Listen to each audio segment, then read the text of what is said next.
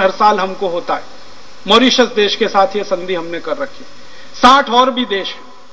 इसी तरह से मैं कहना चाहूंगा, एक हमने मल्टीलैटरल ट्रीटी की हुई है दुनिया के कई देशों के साथ मिलकर, जिसका नाम है WTO agreement, World Trade Organization agreement. पहले इसको हम गेट एग्रीमेंट कहते थे, आजकल इसको WTO एग्रीमेंट कहते हैं। इस एग्रीमेंट में तो इतनी खतरनाक शर्तें हैं, मैं इसकी एक लाइन पढ़ के सुनाता हूं। WTO एग्रीमेंट की पूरी कॉपी मेरे पास है। यह करीब 576 पेज का एग्रीमेंट है। इस एग्रीमेंट को भारत सरकार ने 1995 में साइन किया, 2005 से यह भारत में लागू हो गया। इस एग्रीमेंट की एक लाइन पढ़ के सुनाना चाहता हूं। No single element of this draft final act can be considered as agreed till the total package is agreed. माने ये 576 पन्ने का जो पूरा एग्रीमेंट है, ये पूरा का पूरा आपको मानना ही पड़ेगा। इसकी एक लाइन, एक वाक्य भी आप अलग नहीं कर सकते, ये इसका मतलब है।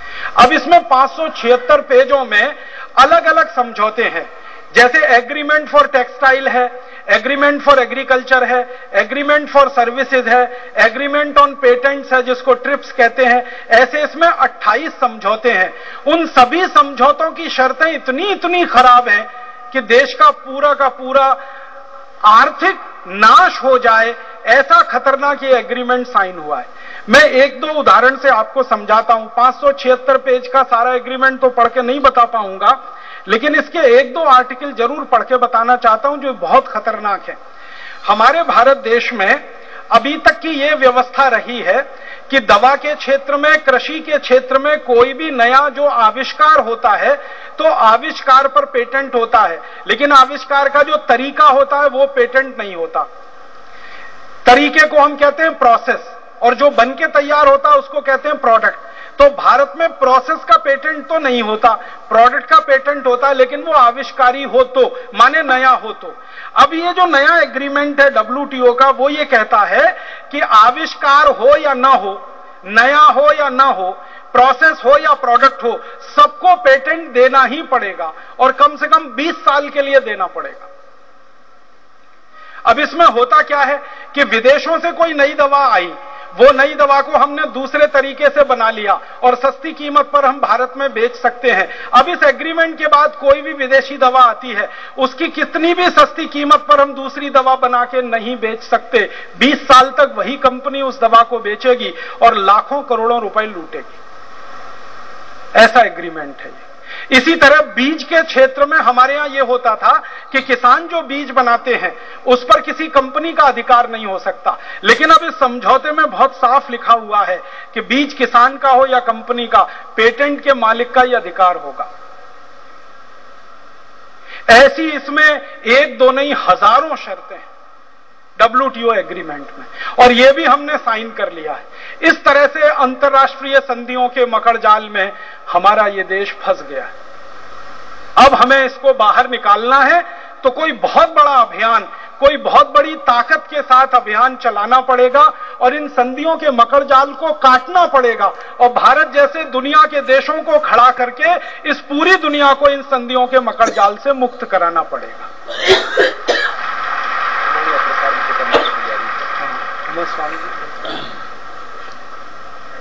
और ये तो अभी यह जो संधियों का जो कुचक्र चल रहा है, अब इसमें परमाणु अप्रसार, उसके ऊपर भी समझौते की तैयारियां चल रही है। यानी अपनी सुरक्षा, अपनी स्वाधीनता, अपनी आजादी, उसको पूरी तरह से हम गवा बैठे।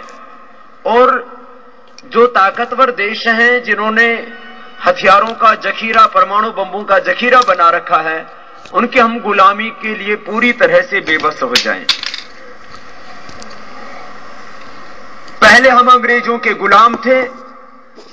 15 अगस्त 1947 को बस केवल इतना हुआ कि हम अपने ही देश के कुछ लोग जिनके चेहरे देखने में भारतीय लगते थे लेकिन उनके चरित्र अंग्रेजों जैसे थे, उनके हम गुलाम हो गए। पहली गुलामी अंग्रेजों की थी और दूसरी गुलामी आ गई अंग्रेजियत की। फर्क क्या हुआ? जैसे अंग्रेजों ने हमारी आध्यात्मिक और सांस्कृतिक शिक्षा व्यवस्था को पूरी तरह से ध्वस्त किया, उसको अपने जीव का तू मान लिया। जैसे अंग्रेज भारत को चलाते थे 100% उसी तरह से हमारे अपने देश के शासक भारत को चला रहे हैं, तो फिर आजादी का मतलब क्या रह गया?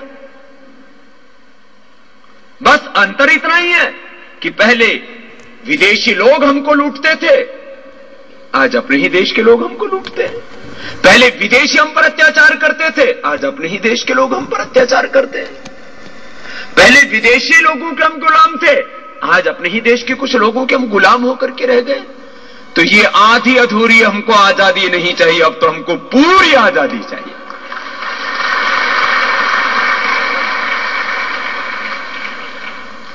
पहले उन्होंने हमको संधियां करके लूटा, देश को गुलाम बना लिया। उन्होंने दूसरी तरह की संधियां की थी। अब नई संधियों का युग, नए समझौतों का युग शुरू हो गया। अब हमको समझौतावादी नहीं बनना है।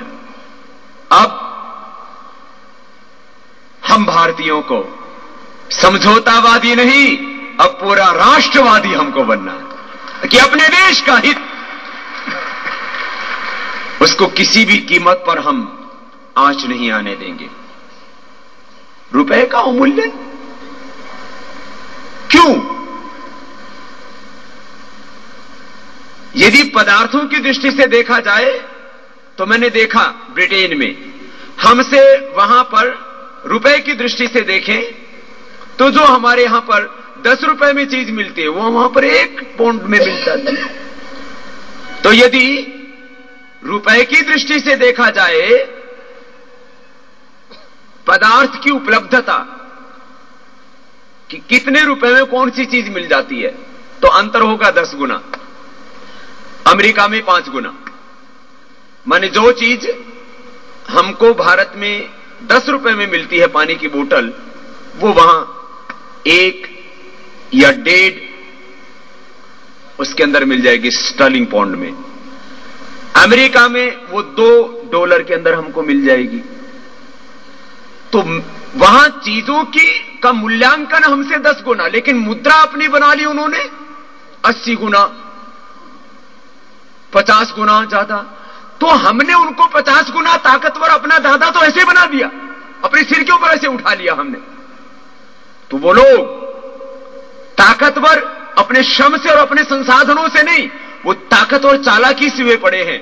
जिस दिन भारत के लोग जाग जाएंगे, ये साम्राज्यवादी ताकतों का अपने आप इनका सूर्यास्त हो जाएगा और भारत के भाग्य का उदय हो जाएगा। और भारत के साथ और दूसरे भी जितने गरीब देश हैं, ये भी ताकतवर हो जाएंगे। अभी राष्ट्रमंडल खेल हम कर रहे हैं, क्यों कर रहे हैं? अंग्रेजों की गुलामी करने के लिए, अपने देश का पैसा पानी की तरह बहा रहे हैं। हमारे देश की महामहिम जाती हैं ब्रिटेन की महारानी के पास, वहां से ज्योति लेकर के आती हैं। गुलामी के वक्त यदि हम ऐसा करते तो कोई बात समझ में आती थी, आजादी के वक्त ऐसा क्यों कर रहे हैं? और ये राष्ट्रमंडल के जितने देश हैं राजीव भाई, इनकी आबादी कुल कितनी होगी? सबकी मिलाकर के इन देशों की कुल आबादी करीब 27 करोड़। इन भारत को छोड़ के बाकी देशों की आबादी करीब 27 करोड़, और हम उनसे करीब 4 गुना ताकतवर होकर के और उनके आगे सिर झुका रहे हैं, अपमान और बेबसी की जिंदगी जी रहे हैं। राष्ट्रमंडल की अध्यक्षता अब ब्रिटेन को नहीं, यदि राष्ट्रमंडल बरकरार रहता तो उसकी अध्यक्षता भारत को करनी चाहिए। हम क्यों उनके आगे सिर झुकाएं? क्यों शर्मसार करें खुद को? क्यों अपना अपमान करवाएं? बात यह है कि हमारा सम्मान और स्वाभिमान, हमने सब कुछ, पूरा देश दांव पर रख दिया। और ये कुछ संधियां हैं, मैं कह रहा था वो अभी तो परमाणु अप्रसार संधि पर भी हस्ताक्षर करने की बात चल रही है और कभी भी हो सकता है। और भी छोटी छोटी कितने हमने संधियों पर हस्ताक्षर कर लिए हैं। यदि वक्त के साथ हम नहीं संभले तो देश दोबारा गुलाम हो जाएगा। और गुलामी में अंतर क्या है? कानूनन रूप से जैसे ये समझौते हैं, ऐसे ही चलो अंग्रेज आकर के हमारे देश पर कब्जा तो नहीं कर सकते, लेकिन कानूनन रूप से तो हमको आज भी गुलाम बना सकते हैं। एक बार ब्रिटिश पार्लियामेंट के लोगों को बहुमत से प्रस्ताव पारित कर देना है कि हम जो भारत को आजादी दी थी उसको वापस लेते हैं, तो एक दिन में तो देश गुलाम